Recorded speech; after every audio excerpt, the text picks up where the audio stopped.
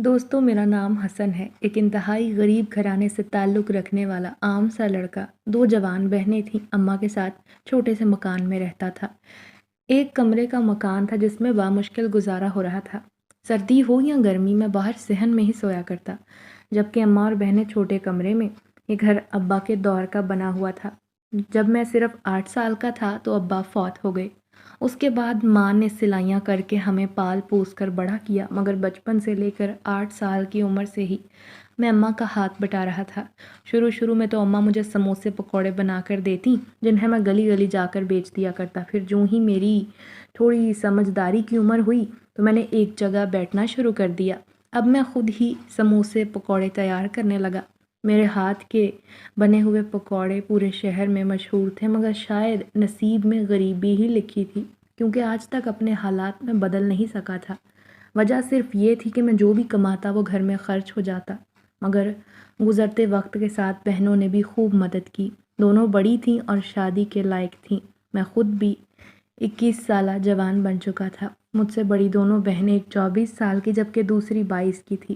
دونوں کے رشتے اچھے گھرانے میں طے تھے، مگر بدنصیبی یہ تھی کہ شادی کے لیے جہیز دینے کے لیے میرے اور اماں کے پاس کوئی روپیہ پیسہ نہ تھا۔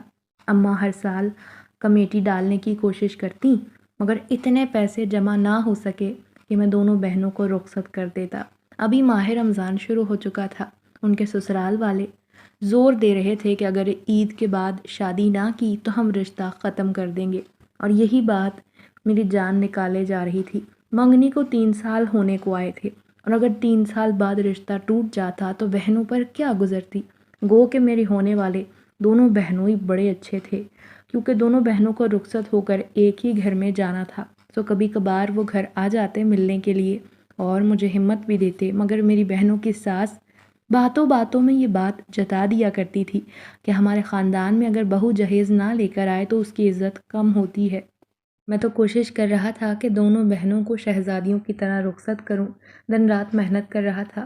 آج کل رمضان کی وجہ سے کام بھی خوب عروج پر تھا۔ میں چاہتا تھا کہ اتنے پکوڑے اور سموسے بیچوں کہ ہاتھ میں کئی ہزاروں روپے جمع ہو جائے، بھلے مجھے قرضہ لینا پڑے، مگر عید کے بعد ہر صورت شادی والا کام کرنا تھا۔ ابھی کام کاج میں مگن تھا جب ایک دن اماں نے کہا، یہ برابر والے گھر میں لڑکی رہتی ہے، بڑی نیک ہے، ہر وقت پردہ کر کے رکھتی ہے، گھر سے باہر نہیں نکلتی، نماز روزے کی پابند ہے۔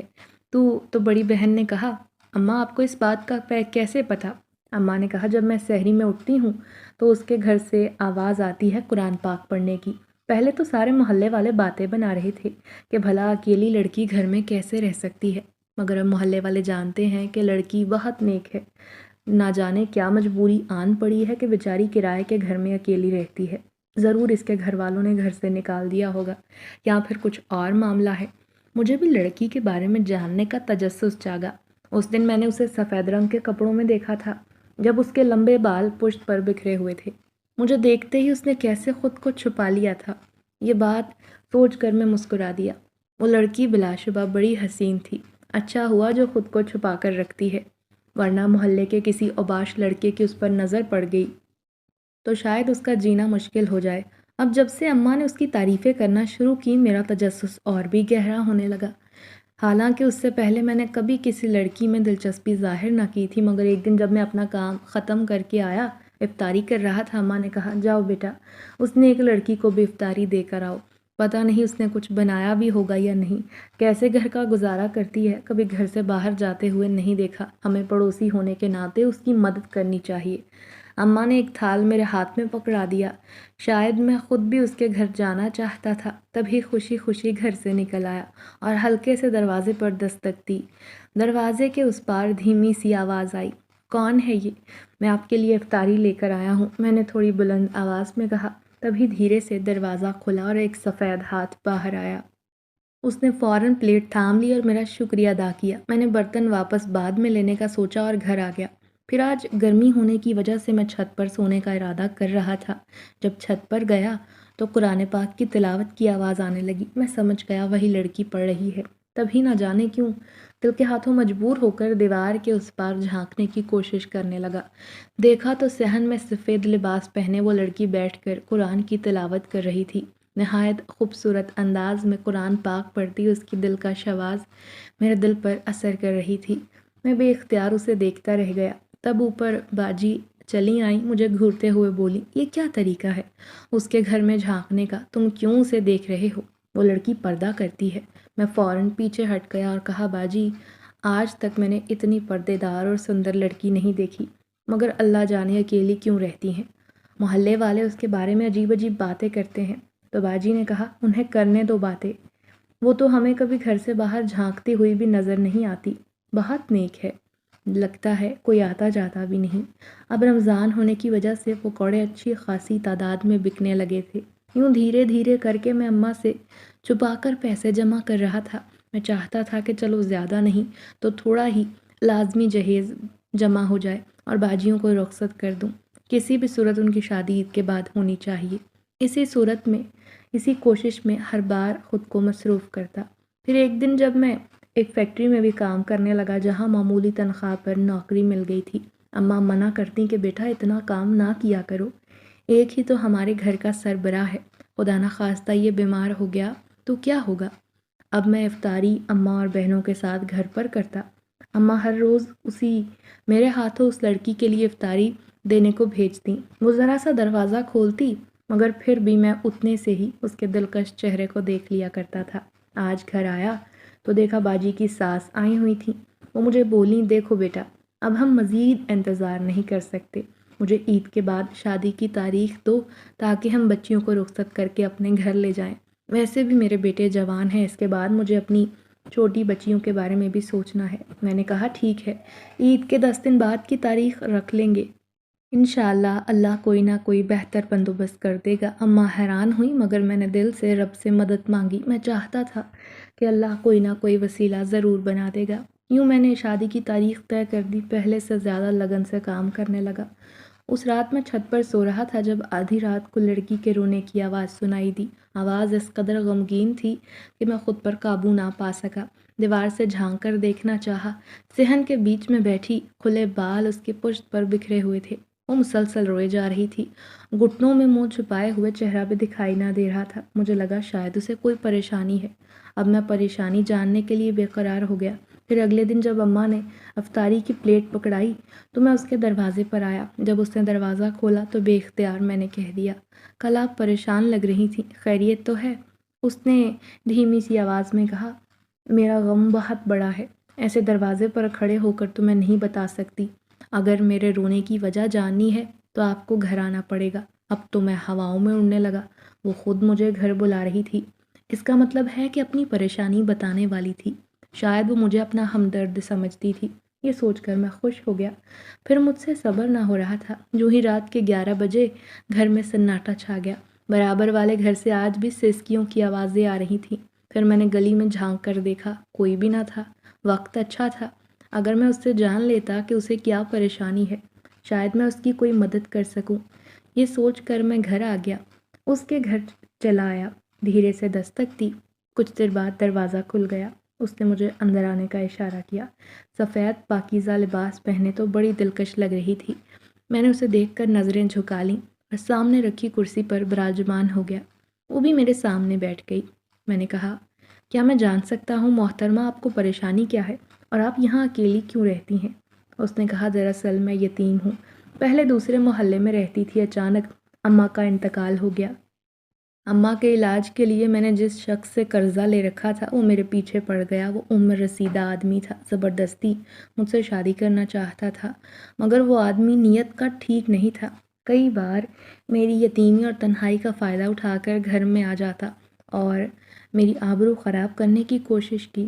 میں بس کسی صورت اس سے جان چھڑانا چاہتی تھی۔ کسی طرح سے اماں کے جمع کیے ہوئے پیسے لے کر میں اس محلے میں آ کر رہنے لگی۔ اب وہ میرے پیچھے تو نہیں آتا، مگر پریشانی یہ ہے کہ میرے سارے پیسے ختم ہو گئے ہیں۔ اب میں گھر سے باہر بھی نہیں نکل سکتی کیونکہ مجھے خطرہ ہے، اگر اس شخص نے مجھے کہیں دیکھ لیا تو وہ کہیں پر بھی مجھے پکڑ کر اپنے ساتھ لے جائے گا۔ اب میں پریشان ہوں کہ گزر بسر کیسے ہوگا کیونکہ کوئی میرا آسرا نہیں۔ اس کی کہانی تو بڑی ہوش اڑا دینے والی تھی۔ مجھے اس پر بڑا ترس آیا کہ اس کے حالات تو ہم سے بھی گئے گزرے ہیں۔ میں نے کہا، اگر آپ کے پاس گھر کے کرائے کے پیسے نہیں تو میں آپ کو پیسے دے دیتا ہوں، کیونکہ میں نے کافی پیسے جمع کر رکھے ہیں اپنی بہنوں کی شادی کے لیے۔ اگر وہ پیسے کسی کی مجبوری میں کام آ جائیں گے تو میرا خیال ہے ان کا ایسے استعمال کرنا ٹھیک رہے گا۔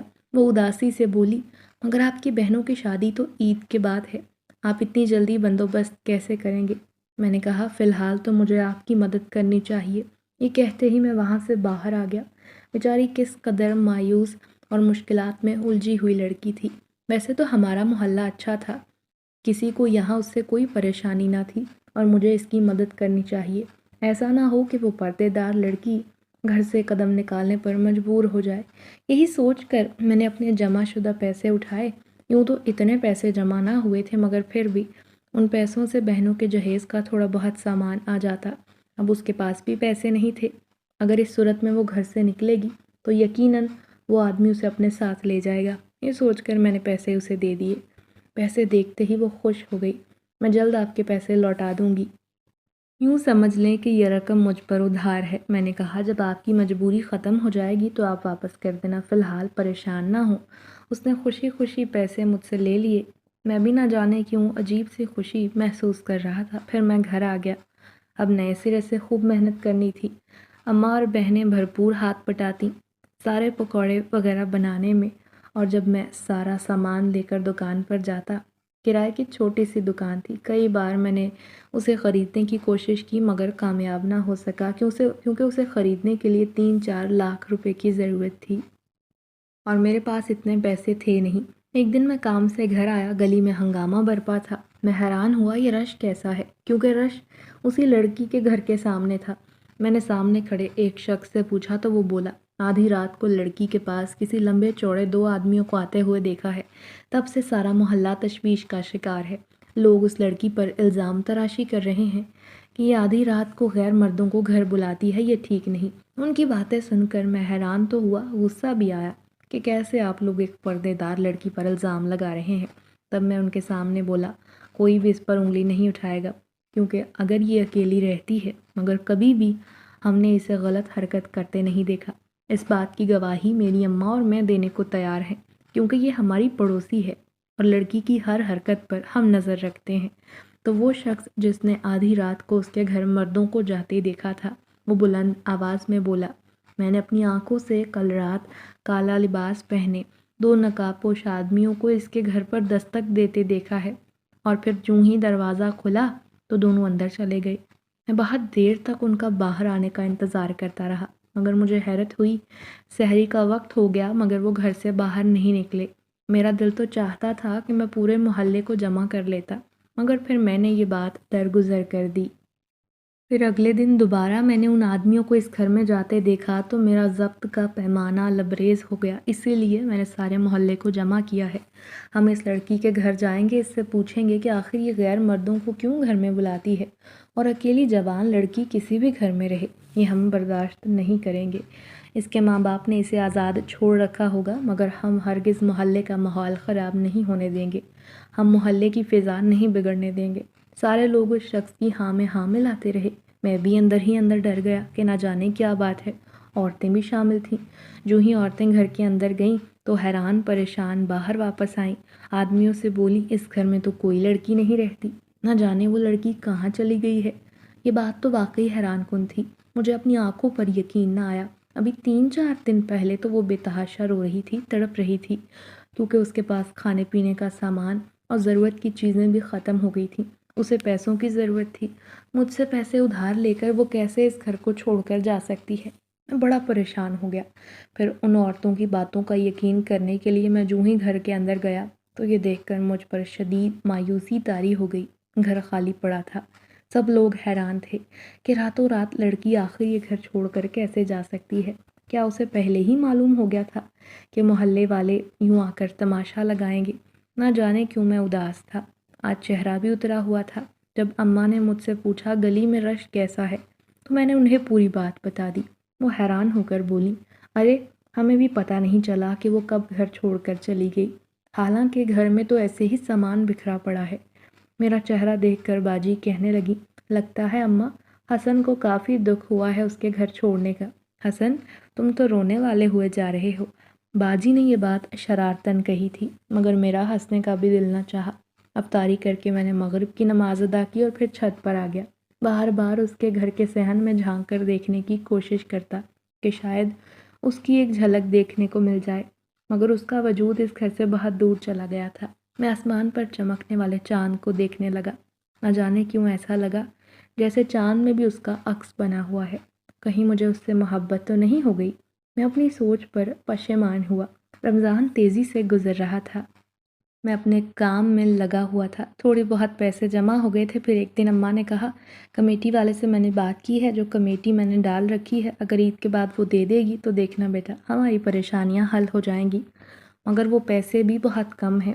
ان پیسوں کے لیے میں نے کمیٹی والی سے کہہ رکھا ہے کہ مجھے وقت پر دے دینا، مگر اس نے تو مجھے مایوس کر دیا۔ وہ کہتی ہے تمہاری کمیٹی بڑی عید پر نکلے گی۔ میں نے اماں کو تسلی دی، اماں کوئی نہ کوئی وسیلہ بن جائے گا، آپ پریشان نہ ہوں۔ اگر عید کے بعد شادی نہ کریں گے تو رشتہ ختم ہو جائے گا، مگر مجھے اللہ پر یقین ہے وہ کوئی نہ کوئی آسرا بنا ہی دے گا۔ ایک رات میں گھر واپس آ رہا تھا جب مجھے اپنے پیچھے ہنسنے کی آواز سنائی دی۔ پلٹ کر دیکھا، نسوانی ہنسی تھی۔ آس پاس سوائے درختوں اور جھاڑیوں کے کچھ تھا نہیں۔ راستہ سنسان تھا۔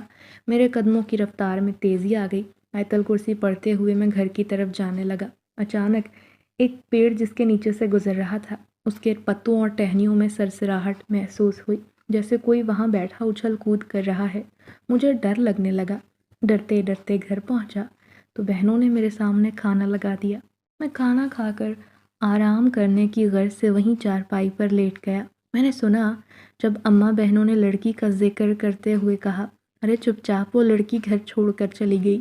کسی کو معلوم بھی نہ ہوا کہ آئی کہاں سے تھی اور کہاں چلی گئی، حتیٰ کہ لوگوں کو اس کا نام نہیں پتہ چلا۔ جب لوگوں نے اندر جا کر اس کا سامان دیکھا تو سارے حیران رہ گئے، کیونکہ گھر کے اندر ایک بھی انسانوں والی چیز نہیں تھی۔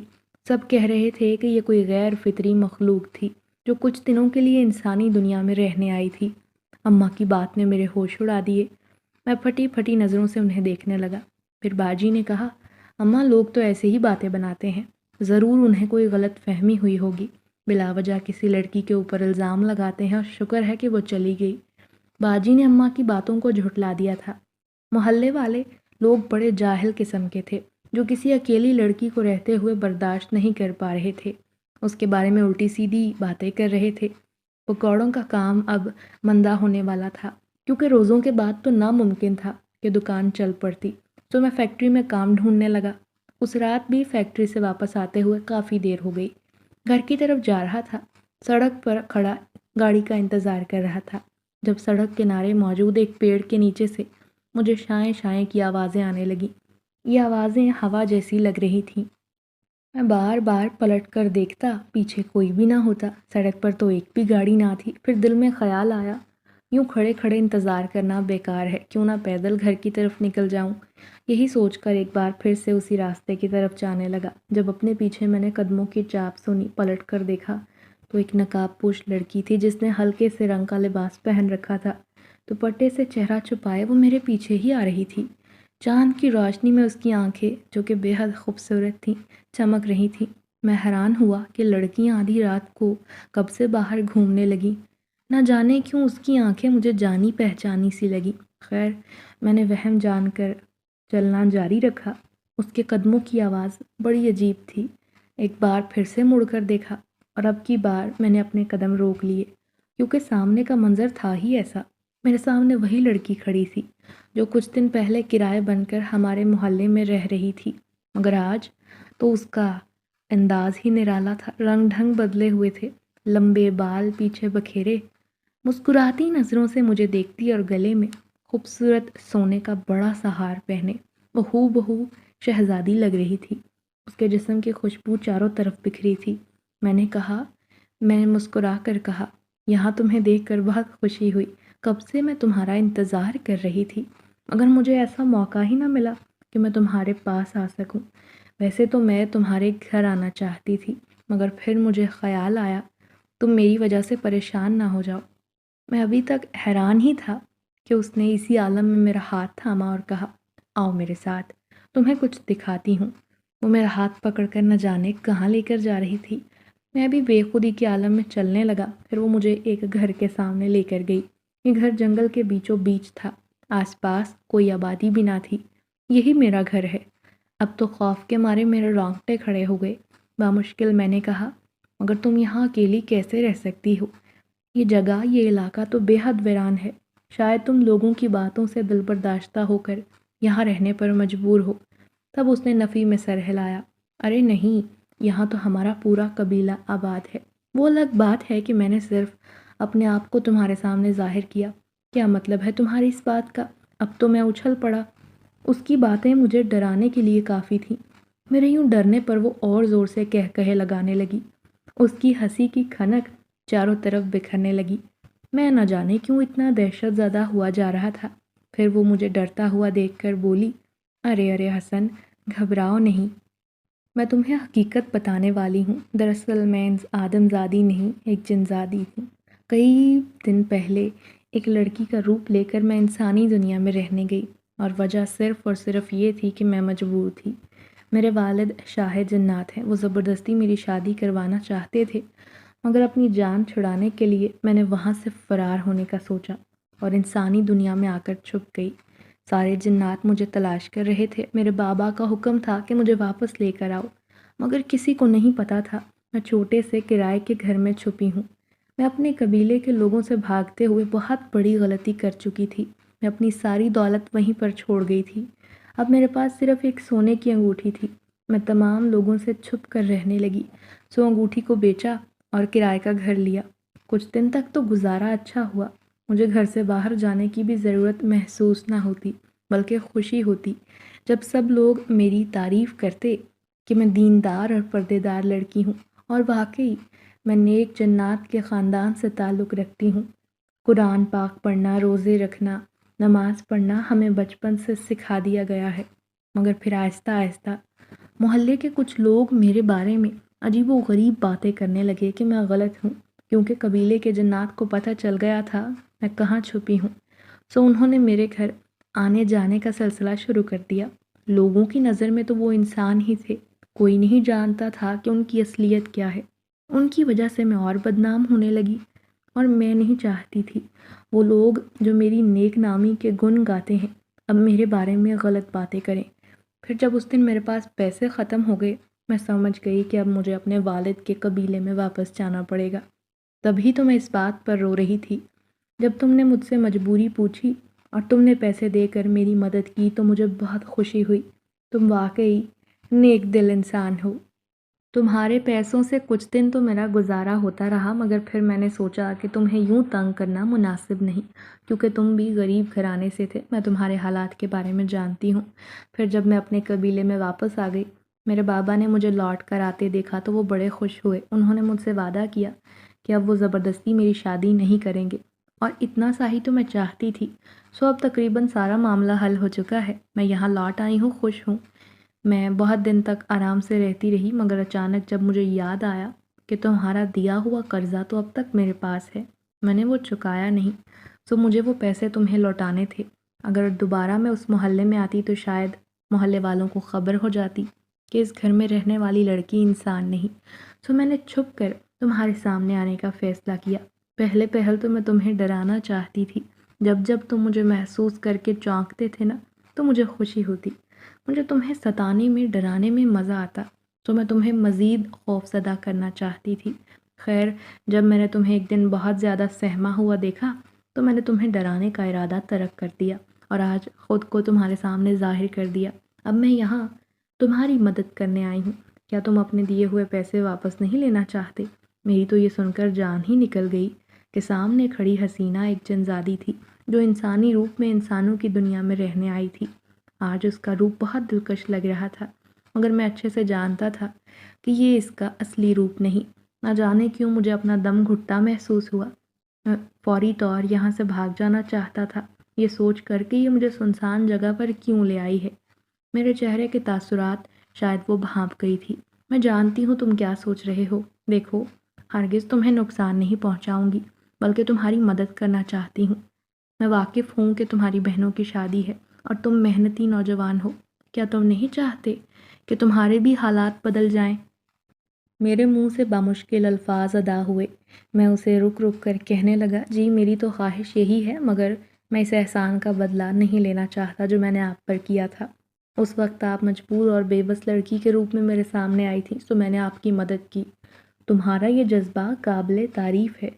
ایسے ہی جب بھی کسی ضرورت مند کو دیکھو تو لازمی اس کی مدد کرنا، مگر آج میرے پاس تمہارے لیے قیمتی تحفہ ہے۔ اس نے ایک لال رنگ کا بکس میرے ہاتھ میں تھمایا۔ یہ گھر لے جاؤ اور گھر جا کر ہی کھولنا، یاد رکھنا میرا راز کسی کے سامنے ظاہر نہ کرنا، ورنہ مجھے نقصان پہنچ جائے گا۔ میں جو بات سب سے پوشیدہ رکھنا چاہتی ہوں، میں ہرگز نہیں چاہتی کوئی وہ راز جانے۔ خیر میں نے وعدہ کر لیا کہ فکر نہ کرو، کسی کو نہیں بتاؤں گا کہ تمہاری اصلیت کیا ہے۔ پھر وہ ڈبی لے کر میں گھر آ گیا۔ دل بری طرح دھڑک رہا تھا، نہ جانے اس میں ایسا کیا ہوگا جس سے میری قسمت بدل جائے گی۔ اماں اور بہنیں لال رنگ کے ڈبے کو دیکھ کر حیران تھیں۔ اماں کہتی یہ تجھے کہاں سے ملا، کس نے دیا؟ میں نے کہا اماں یہ کسی کی امانت ہے، مجھے کسی کے پاس پہنچانا ہے۔ میں نے ان سے جھوٹ کہہ دیا تھا کہ اس کے اندر کیا چیز ہے۔ سب سے پہلے تو میں دیکھنا چاہتا تھا، خیر میں اسے چھت پر لے گیا اور جا کر چھپا دیا، اور جب رات کو گھر والے کھانے کے بعد سو گئے تبھی میں دبے پیر چھت پر آ گیا، مگر حیران رہ گیا، جہاں میں نے وہ ڈبہ چھپایا تھا وہاں سے غائب تھا۔ اب مجھ پر شدید مایوسی طاری ہو گئی کہ کہیں اس نے مجھ سے مذاق تو نہیں کیا۔ یہ سوچ کر دل اداس ہو گیا تھا۔ ساری جگہ وہ ڈبہ تلاش کر لیا مگر نہ ملا۔ تب اس کے گھر میں جھانک کر دیکھنے لگا جہاں وہ کچھ دن پہلے رہتی تھی، مگر وہاں تو کسی کا نام و نشان بھی نہ تھا۔ پھر اپنے آپ وہ ڈبہ کیسے غائب ہو گیا؟ تھک ہار کر چارپائی پر آ بیٹھا۔ رات کو چادر اوڑھ کر سو رہا تھا جب ایسا لگا کسی نے میرے چارپائی کو اوپر اٹھا دیا ہے۔ یہ محسوس کرتے ہی میں خوف زدہ سا ہو کر اٹھ بیٹھا۔ چارپائی کے نیچے جھانک کر دیکھا مگر یہاں کوئی نہ تھا۔ اب ایک پراسرار سا خوف میرے وجود کو گھیرے میں لینے لگا۔ میں نہ چاہتے ہوئے بھی خوف کھا رہا تھا۔ جی چاہا بھاگ کر نیچے چلا جاؤں کہ آخر میرے ساتھ ہو کیا رہا ہے۔ پھر سے دل مضبوط کر کے سونے کی کوشش کرنے لگا، مگر اس بار پھر سے کسی نے میرے ساتھ شرارت کی۔ جو چادر میں نے اوڑھ رکھی تھی وہ کسی نے کھینچ کر اتار کر نیچے پھینک دی۔ تب میں نے لمبی چوڑی پرچھائی اپنی چارپائی کے ارد گرد چکر کاٹتے ہوئے دیکھی۔ خوف کے عالم میں میرے حلق سے آواز بھی نہ نکلی۔ کون ہے؟ کون ہے یہاں؟ میں نے چاروں طرف دیکھتے ہوئے آواز لگائی۔ تبھی ایک بھیانک اور ڈراؤنی آواز ابھری، میں ہوں تمہارے پیچھے۔ جب پلٹ کر دیکھا تو اپنے سامنے موجود بھیانک مخلوق کو دیکھ کر رونگٹے کھڑے ہو گئے۔ میں نے خوف سے کانپتے ہوئے کہا اب تم کون ہو؟ میری بات سن کر وہ عجیب انداز میں ہنسا اور بولا میں وہی ہوں، اس جنزادی کا ہونے والا شوہر، مگر بدقسمتی سے وہ میری نہ ہو سکی، نہ ہمارا بیاہ ہو سکا، مگر اکثر اسے تمہارے پیچھے جاتے دیکھا تو دل میں شک نے سر اٹھایا، آخر وہ تمہارے پیچھے کیوں آتی ہے؟ میں بھی ایک جنزادہ ہوں، اس سے شادی کی خواہش بچپن سے میرے دل میں ہے، مگر نہ جانے وہ کیوں مجھے ناپسند کرتی ہے، مجھ سے نفرت کرتی ہے، شاید میرے بھیانک روپ سے ہی اسے شروع سے انسانوں میں دلچسپی ہے، تبھی تو وہ تم سے ملنے بار بار تمہارے سامنے چلی آتی ہے، اور یہ بات مجھے بہت ناگوار گزرتی ہے، یقین جانو، تم باز آ جاؤ ورنہ تمہیں وہ نقصان پہنچاؤں گا۔ اس کی بات نے تو میرے ہوش اڑا دیے۔ میں نے کانپتے کانپتے کہا نہیں، ایسی کوئی بات نہیں، مجھے تو یہ بات معلوم بھی نہ تھی کہ وہ انسانی روپ لے کر میرے سامنے آئی ہے اور جنزادی ہے۔ تب سے ہی میرے دل میں اس کے لیے نیک جذبات پیدا ہو گئے تھے، اور میں نے تو بس یتیم اور لاوارث لڑکی جانتے ہوئے اس کی مدد کر دی۔ اب اس نے جب بتایا کہ وہ جنزادی ہے، مگر خیر اب میں آئندہ اس کے سامنے نہیں آؤں گا۔ میری بات سن کر بولا یہ سب تو میں تمہیں ڈرانے کے لیے نہیں کر رہا، بلکہ میں تو اپنے دل کے ہاتھوں مجبور ہوں۔ شہنشاہ یعنی اس کے والد نے میری شادی اس کے ساتھ طے کر دی تھی، مگر وہ شادی کے دن فرار ہو کر یہاں آ کر چھپ گئی۔ میں اسے بہت چاہتا ہوں، محبت کرتا ہوں، اسی لیے کبھی اسے نقصان نہیں پہنچایا، مگر اب جب میں اسے یوں کسی آدم زادے کے عشق میں گرفتار دیکھتا ہوں تو مجھے بڑا غصہ آتا ہے، میرا خون کھولتا ہے۔ میں چاہتا ہوں کہ وہ مجھ سے شادی کر لے۔ تمہاری وہ لال رنگ کی ڈبی بھی میں نے چھپائی ہے جو اس نے تمہیں دی تھی۔ میں اس لال رنگ کی ڈبی کو محض ایک شرط پر تمہارے حوالے کروں گا، جب تم اسے میرے ساتھ شادی کرنے پر راضی کر لو گے۔ اب تو میں آسمان سے گرا کھجور میں اٹکا کے مترادف عجیب صورتحال میں گرفتار ہو چکا تھا۔ وہ میرے جواب کا منتظر تھا، وہی بھیانک وجود والا، جبکہ میں اس وجہ سے پریشان تھا کہ میری بہنوں کی شادیاں سر پر ہیں اور مجھے رقم کی اشد ضرورت ہے۔ میں یہ سوچ کر خوش ہو گیا تھا کہ جنزادی کا دیا ہوا قیمتی تحفہ ہے، اپنے گھر کے حالات بدل دوں گا، شاید قسمت ہی بدل جائے، مگر یہاں تو لینے کے دینے پڑ گئے تھے۔ اب میں بیچاری سے اس کی شکل دیکھتے ہوئے بولا، اس کو کیسے راضی کروں گا جبکہ اس کا باپ بھی اسے راضی نہ کر سکا؟ وہ میری بات ہرگز نہیں مانے گی۔ اچانک وہ رونے لگا۔ اس کے موٹے موٹے آنسو دیکھ کر وہ بولا، میں بہت طاقتور ہوں مگر فی الحال تو خود کو بہت بے بس محسوس کر رہا ہوں۔ میرے دل میں اس کی محبت کی گہرائی برسوں پرانی ہے۔ تم بس کسی بھی طرح اسے راضی کر لو۔ اگر تم نے اسے راضی کر لیا تو میں اپنی طرف سے بھی تمہیں ایک قیمتی تحفہ دوں گا جو تمہارے حالات بدل دے گا۔ میں خاموش ہو گیا۔ میں نے کہا، ٹھیک ہے، اب آئندہ جب وہ میرے سامنے آئے گی میں ضرور اس بارے میں اس سے بات کروں گا۔ وہ میرے سامنے سے چلا گیا مگر اس نے پھر بھی اس لال رنگ کے ڈبے کے بارے میں کچھ نہ بتایا تھا۔ دوسرے دن میرے چہرے پر شدید مایوسی تھی۔ اماں اور بہنیں جانتی تھیں کہ میں کیوں پریشان ہوں۔ وہ یہی سمجھتی تھیں کہ پیسے نہ ہونے کی وجہ سے آج کل مجھ پر مایوسی طاری رہتی ہے، مگر حقیقت کچھ اور تھی۔ پھر اگلے دن مجھ سے برداشت نہ ہوا تو میں اسی پیڑ کے نیچے جا پہنچا جہاں پہلی بار وہ میرے روبرو آئی تھی۔ میں دل ہی دل میں اسے پکار رہا تھا کہ وہ خود کو کب میرے سامنے ظاہر کرے۔ میں اچھے سے جانتا تھا کہ یہاں سے چند قدموں کی دوری پر اس کا گھر ہے جہاں وہ قبیلے کے ساتھ رہائش پذیر ہے۔ تھوڑی دیر بعد اس کی کھنکتی ہنسی سنائی دی۔ کیا تمہیں میرا دیا ہوا تحفہ پسند آیا ہے؟ اس نے مسکرا کر پوچھا۔ میں نے مایوسی سے کہا، تمہارا تحفہ تو میں دیکھ ہی نہیں سکا۔ کیوں؟ کیا مطلب ہے تمہارا؟ وہ حیران ہوئی کیونکہ پہلے ایک جنزادے نے وہ تحفہ مجھ سے چھین لیا۔ پھر جب میں نے اسے ساری بات بتائی تو وہ بہت غصے میں آ گئی اور غصے سے تھر تھراتے ہوئے بولی، میں اسے مزہ چکھا کر دم لوں گی۔ آخر اس نے تمہارے ساتھ یہ کیا کیوں؟ میں نے سمجھاتے ہوئے کہا، دراصل وہ تمہاری محبت میں ایسا کر رہا ہے۔ اگر کوئی آپ سے دل سے محبت کرتا ہے تو اس کی محبت کو ادھورا نہیں رہنا چاہیے۔ کیا مطلب تمہارا؟ میں نے سر جھکا کر کہا، وہ آپ سے بے حد محبت کرتا ہے اور اسی کے ہاتھوں مجبور ہو کر کل رات اس نے خود کو میرے سامنے ظاہر کر دیا۔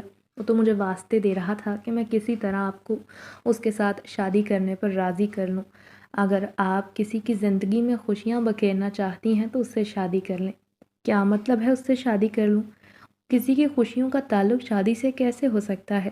میں نے مایوسی سے کہا، اگر وہ قیمتی خزانہ جو تمہارے تحفے کی صورت میں میرے پاس موجود ہے یا وہ جنزادہ مجھے دے دے گا تو میری بہنوں کی قسمت کھل جائے گی اور اسی وجہ سے وہ صحیح وقت پر اپنے گھر کی ہو پائیں گی۔